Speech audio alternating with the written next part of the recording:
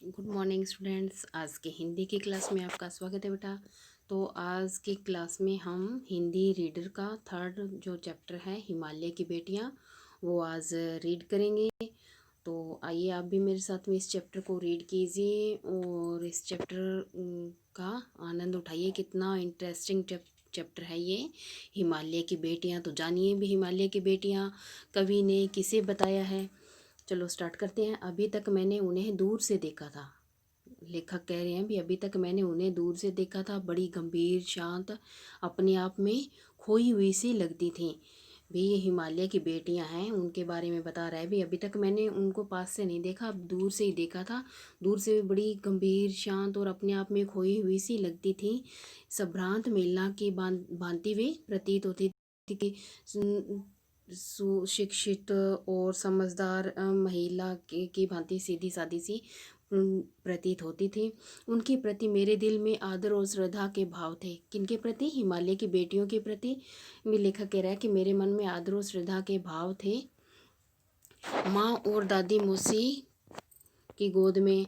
तो ये कह रहा है भी ये एक बार थोड़ा सा नीचे कर ले इसको। ये कह रहा है भी माँ और दादी मौसी और मामी की गोद की तरह ही उनकी धारा में डुबकी लगाया करता था।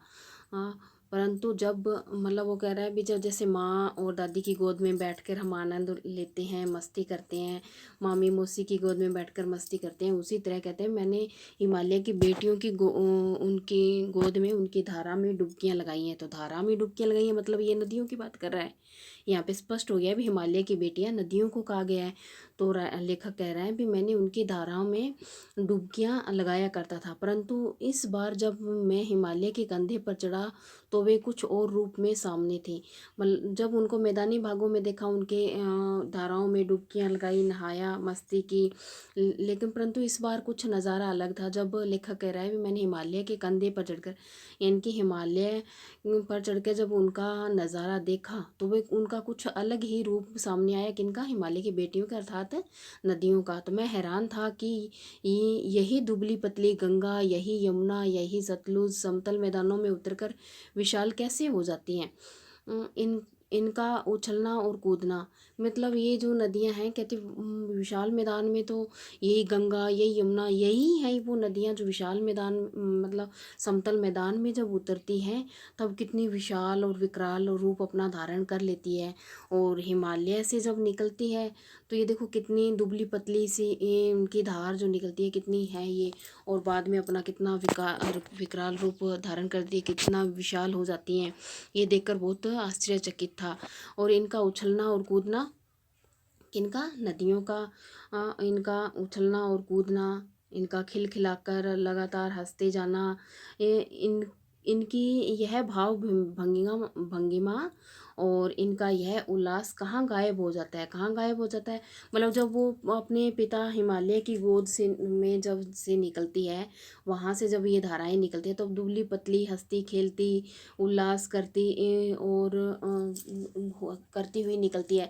जब ये विशाल मैदान में समतल मैदान में निकलती है तब इनका उल्लास लेखक कह रहा है भी कहाँ गायब हो जाता है? जब मैदान में जाकर यहाँ तक तो ये अटकेलियाँ करती हुई निकलती है, लेकिन मैदान समतल मैदान में जाकर इनका ये उल्लास, ये उमंग, ये भाव भंगिमा इनकी कहाँ पर जाकर कहाँ ख़त्म हो जाती हैं।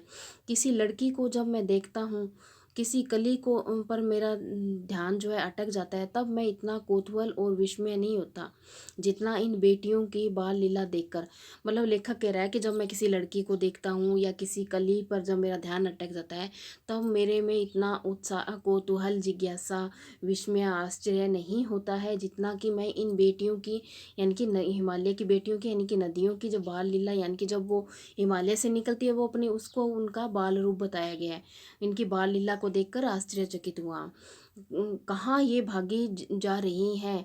कौन लक्ष्य है जिसने इन्हें बेचैन कर रखा है? और अपने महान पिता का विराट प्रेम पाकर भी अगर इनका हृदय अतृप्त ही है तो वह कौन होगा जो इनकी प्यास मिटा सकेगा।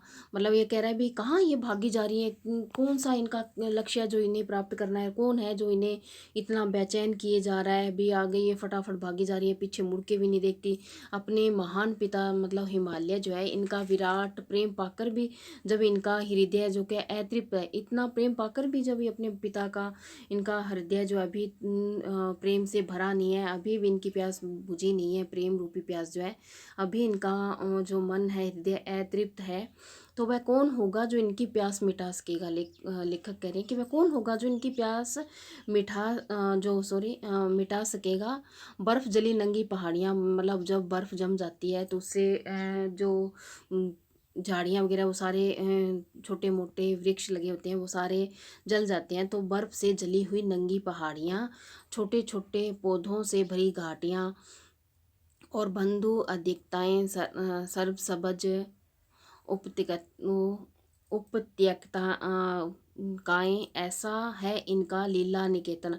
मतलब ये कि इनका लीला निकेतन यानी कि क्रीड़ा का जो घर है इनका, इनका खेलने का जो स्थान है, इनकी इनके घर के बारे में बताया है लेखक ने भी, इनका घर कैसा है। ऐसा है लीला निकेतन, इनके खेलने का, इनके क्रीड़ाएं करने का जो घर है कैसा है, जो बर्फ़ से ढकी जली हुई नंगी पहाड़ियाँ हैं, छोटे छोटे पौधे हैं और पौधों से भरी घाटियाँ हैं, बंधुर अधिकताएँ हैं, सरसब्ज उपत्यकाएँ हैं। ऐसा है इनका लीला निकेतन, इनका ऐसा इनका घर है जहाँ पर खेलते खेलते जब ये जरा दूर निकल जाती है, जहाँ से खेलते खेलते से कह रहे हैं लेखक, जब ये जरा दूर निकल जाती हैं तो देवदार, चीड़, हाँ, और सरो, चिनार, सफ़ेदा, केल के जंगलों में पहुंचकर शायद उन्हें बीती बातें याद करने का मौका, जब ये खेलते खेलते आगे दूर निकल जाती हैं तो इन्हें पीछे मुड़कर देखने का वक्त ही नहीं होता। वहाँ जाते जाते उनको देवदार, चीड़, सरो, चिनार, सफ़ेदा और केल के जंगलों में जब ये पहुंच जाती हैं तो शायद उन्हें पीछे मुड़कर बीती बातें याद करने का मौका ही नहीं मिलता। कौन जाने बूढ़ा हिमालय अपनी नटखट बेटियों के लिए कितना सिर धुनता होगा, भी कितना उनको याद करता होगा। भी कौन जानता है बूढ़ा हिमालय जो अपनी इन बेटियों को खोकर इनकी याद में कितना अपना जो है सिर पीटता होगा, कितना इनको याद करता होगा, कितना इनके लिए बेचैन होता होगा। बड़ी बड़ी चोटियों से जाकर पूछिए तो उत्तर में विराट मौन के सिवाय उनके पास कुछ नहीं रहा। लेखक कह रहा है जब हम इन बड़ी बड़ी चोटियों से जाकर पूछेंगे तो भी ये अपनी बेटियों के बारे में क्या सोचते हैं, क्या है उनके मन में, तो इनके जो अपने सवाल के उत्तर में इनके पास सिर्फ विराट मौन के सिवाय, लेखक कह रहा है भी कुछ भी नहीं होगा, कुछ जवाब नहीं है इनके पास देने के लिए भी हमारी बातों का ये जवाब दे सकें। सिंधु और ब्रह्मपुत्र ये दो ऐसे नाम हैं जिनके सुनते ही रावी, सतलुज, व्यास, चनाब, झेलम, काबुल, ये कुभा, कपिशा, गंगा, यमुना, सरयू, गंडक, कोशी आदि हिमालय की छोटी बड़ी सभी बेटियां आँखों के सामने नाचने लगती है। भी सिंधु और ब्रह्मपुत्र दो ऐसे नाम हैं जिनका नाम सुनते ही हिमालय की जितनी भी छोटी बड़ी सारी बेटियां जो हैं, नदियों के लेखक ने नाम बताए हैं, ये जो सारी बेटियां छोटी बड़ी मतलब उन हमारे सामने क्या है, आंखों के सामने नाचने लगती है। वास्तव में सिंधु और ब्रह्मपुत्र स्वयं कुछ नहीं है, दयालु हिमालय के पिघले हुए दिल की एक एक बूंद न जाने कब से इकट्ठा होकर इन दो महानदों के रूप में समुद्र की ओर प्रवाहित होती रही।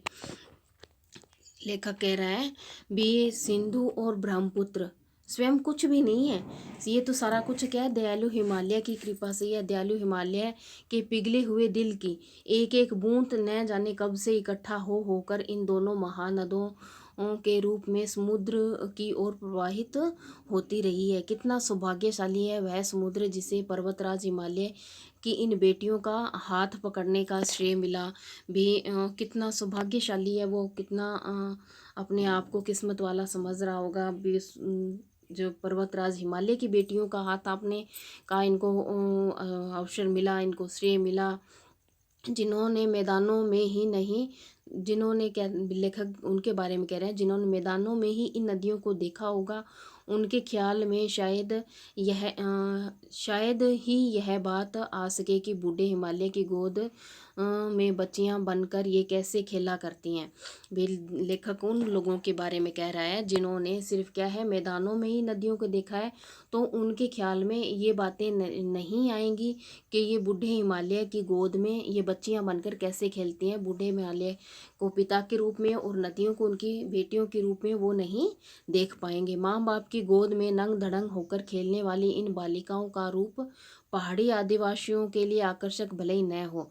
लेखक फिर आगे कह रहा है भी माँ बाप की गोद में जैसे बच्चे नंगे नंग धड़ंगे होकर अपने खुली मस्ती में जो खेलते हैं, वैसे ही ये क्या नदियाँ जो है नदी रूपी जो बालिकाएं हैं वे भी अपने पिता की गोद में क्या खेलती हैं। लेकिन वहाँ रहने वाले आदिवासी लोगों के लिए आकर्षक भले ही न हो, लेकिन मुझे तो ऐसा लुभावना प्रतीत हुआ है। लेकिन मुझे तो यहाँ मतलब मैदानी लोगों को इनके बारे में नहीं वो नहीं सोच सकते, और जो पहाड़ी जो इलाके के लोग हैं आदिवासी जो लोग हैं यहाँ पे रहते हैं वो भी इनके बारे में इतना उनको आकर्षक न लगे, वो न सोच पाए। लेकिन लेखक कह रहा है मुझे तो बहुत ही लुभावना प्रतीत होता है। वह रूप की हिमालय को यहाँ पे कह रहा है कि बहुत ही लुभावना प्रतीत हुआ। वह रूप की हिमालय को ससुर और समुद्र को उसका दामाद कहने में कोई झिझक नहीं होती। भी लेखक कह रहे हैं मुझे हिमालय को समुद्र का ससुर और समुद्र को जो है हिमालय का दामाद कहने में भी कोई हिचक नहीं होती। क्यों? क्यों हिमालय नदियों का पिता है तो समुद्र और नदियों का प्रेमी है। उन जिससे जाकर वो मिल जाती हैं तो वो तो ससुर और दामाद का उनका रिश्ता बन जाता है। तो लेखक कह रहा है मुझे ये कहने में जरा भी हिचक नहीं है। कालिदास की वीरई यक्ष ने अपने मेघदूत से कहा था वेत्रवती यानी कि बेतवा नदी का को प्रेम का प्रतिदान देते जाना, तुम्हारी वह प्रेषी तुम्हें पाकर अवश्य ही प्रसन्न होगी। कालिदास के विरही यक्ष जो कालिदास की रचनाएं विरही उसमें यक्ष ने मेघदूत से कहा था भी ये जो बेतवा नदी को अपने प्रेमी का प्रतिदान देते जाना, तुम्हारी वह प्रेषी तुम्हें पाकर अवश्य ही प्रसन्न होगी। यह बात इन चंचल नदियों को देखकर ही मुझे अचानक याद आई। इन नदियों की चंचलता देखकर ही कवि कालिदास जी की जो ये जो रचना की जो बातें थी उन्हें याद आ गई और सोचा कि शायद उस महाकवि को भी नदियों का सचेतन रूप पसंद आया होगा, यानी कि उनका जीवंत जो रूप है मानव के रूप में जो इनको चित्रित किया गया है वो उनका जीवंत रूप उन्हें भी पसंद आया होगा, तभी उन्होंने उसको शरीर रूप में बताकर बात की है, उसके बारे में बताया है। दरअसल जो भी कोई नदियों पहाड़ियों घाटियों और समतल आंगनों के मैदानों में जुदा जुदा शक्लों में देखेगा वह इसी नतीजे पर पहुंचेगा।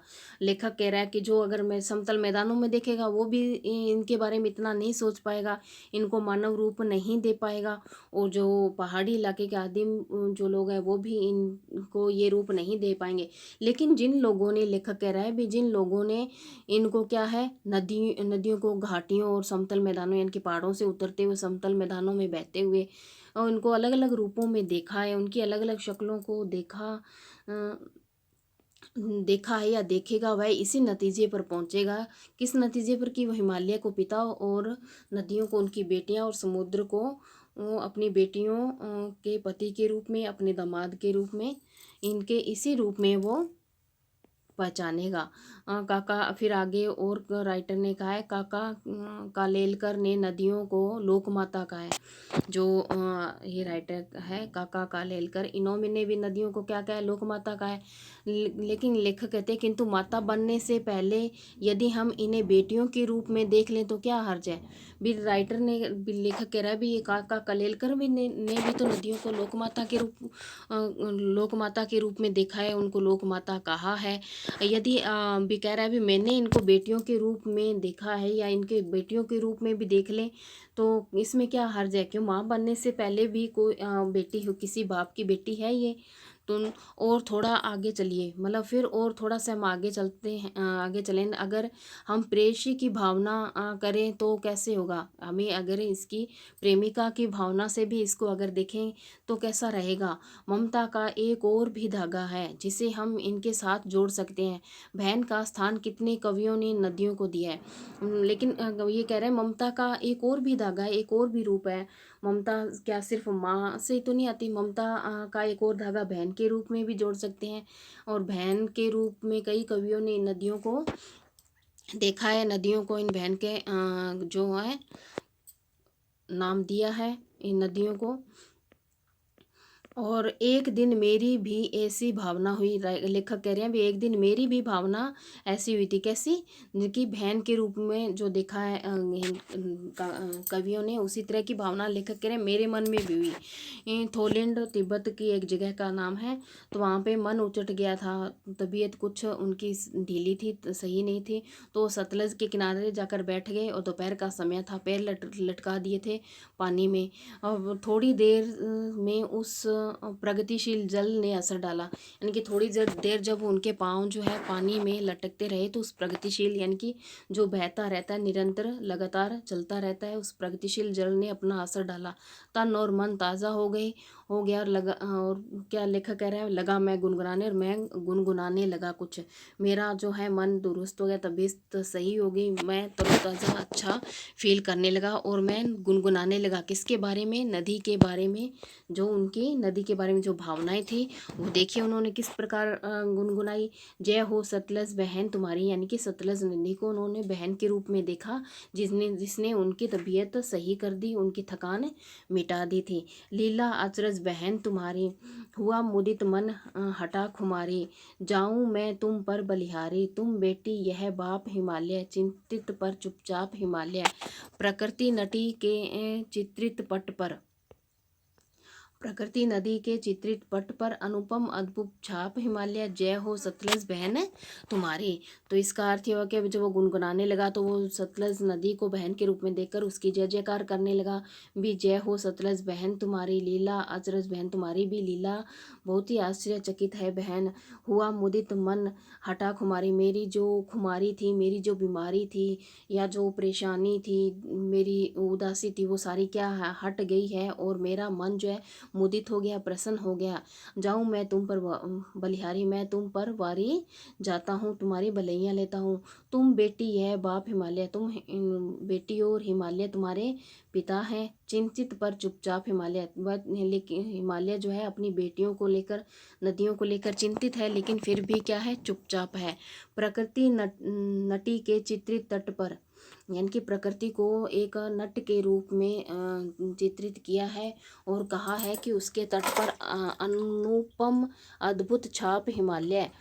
उसकी मतलब जो है चित्रित प्रकृति की, नटी रूपी प्रकृति के तट पर क्या है, हिमालय क्या है, अद्भुत अनुपम अनुपमता की छाप लिए हुए खड़ा है। जय हो सतलज बहन तुम्हारी। ये थी नागार्जुन जो लेखक हैं उनकी कुछ भावनाएं जो उन्होंने नदियों और हिमालय के प्रति व्यक्त की, जो उनको देखकर उनके मन में जो भाव जागृत हुए, जो उनके प्रति श्रद्धा, उनका प्यार जो उठा, वो ही उन्होंने हमारे सामने प्रस्तुत किया है। तो आपको ये अच्छे से चैप्टर जो है समझ में आ गया होगा। कल हम इसकी एक्सरसाइज करेंगे। आज के लिए इतना ही।